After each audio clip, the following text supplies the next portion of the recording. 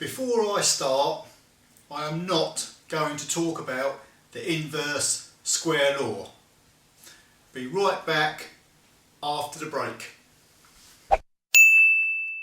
Hello, it's Saturday afternoon and I'm really bored, but I've just gone out and bought a roll of super white paper as a background.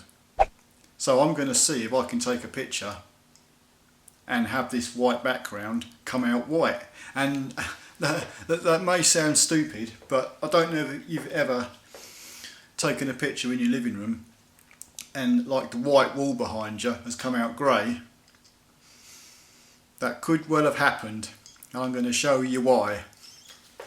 Well, I'm going to use a flash gun for this because indoors, although the lighting looks good to our eyes, it's not, generally speaking, it's not good lighting at all for a camera. And you'd have to use a slow shutter speed, which could introduce blur, and also you'd have to up your ISO, and you've got a good chance of getting a load of grain in your image and it'll look like rubbish. But I'm not going to use this flash gun because you've got to put batteries in it, and I'm lazy. I'm going to use a proper studio strobe because all you've got to do is plug it in the wall. I suppose the first thing, I better stretch out and pull the backing down.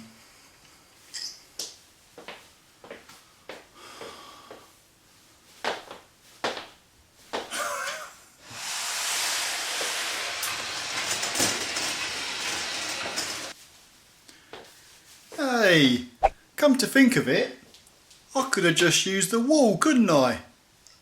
Duh! So first off, I'm going to switch our strobe on.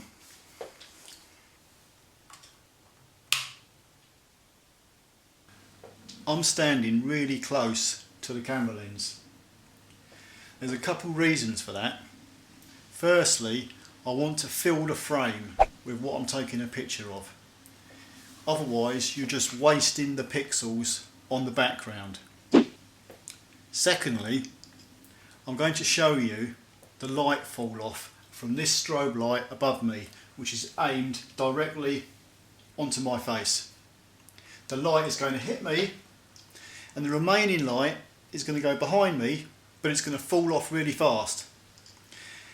And it's not going to have enough intensity to illuminate the background and show it up as white. That's why it's going to show up as grey. But I'm going to stay with an ISO of 160, which is pretty much the base ISO on a camera. I know 100 is, but I keep mine at 160. Shutter speed now of 1/200th of a second and an aperture of f7.1. 3, 2, 1. And there you can see we've got a nice toned grey background behind us. I'm going to make this grey background a little bit darker now, so I've changed the settings. I'm staying on the base ISO of 160. The shutter speed is now 1/250th of a second and the aperture is f16. And I'll also up the power on the flash a little bit just to expose me correctly, otherwise I'd come out black. So here goes. So now the grey background is even darker. If I was to shut the aperture down even more or move myself and the flash gun further away from the background, it would get darker and darker until it gets completely black. I'm going to face this strobe onto the background, facing slightly up, and I'm going to start off by turning the power around to about halfway. Now the reflectors on these strobe lights, they will funnel the light in a certain cone-shaped direction, but I don't want that. I want the light to go everywhere, all over the background. So the best way to do that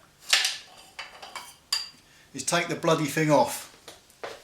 So we have our strobe facing the background, and that's going to blast the light all over the background and illuminate it. And what it's basically doing, it's going to trick the camera, because by overexposing that background by a massive amount, it will show up white in the camera. And I'm going to stand here right in front of the lens as I was before. Okay, here goes. 3, 2, 1. And there you go, one really white background. But I'm going to go a bit further than that. I'm going to crank the power up a bit more. We'll take it up to about 4. By the way, you won't see that light behind me. I've got it covered. Right then, 3, 2, 1. In this one, it's even brighter. You will also notice the light is starting to wrap around me. And I'm going to be overexposed shortly if I up the power any more. So what I'm going to do, I'm going to do one last shot, upping the power to number 5, but I'm going to switch off the light in front of me because the light now hitting the background is going to be so bright it's going to bounce back off the background and engulf me. I'm just going to switch this one off and I'll ratchet the power on this one now round to, I don't know, just gone to 5. Right then, this should be interesting. 3, 2, 1. Yeah, the light that's hit that background has literally bounced off and wrapped itself around me. And when you play around with light like that, you can get some pretty interesting results sometimes. Right then, you can see what I do in my spare time, can't you? Not bloody much.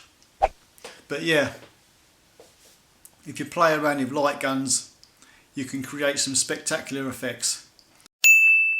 It just takes practice. Anyway, that's me done. Have a nice day, you hear? See ya. By the way, this is Mary. She doesn't answer back.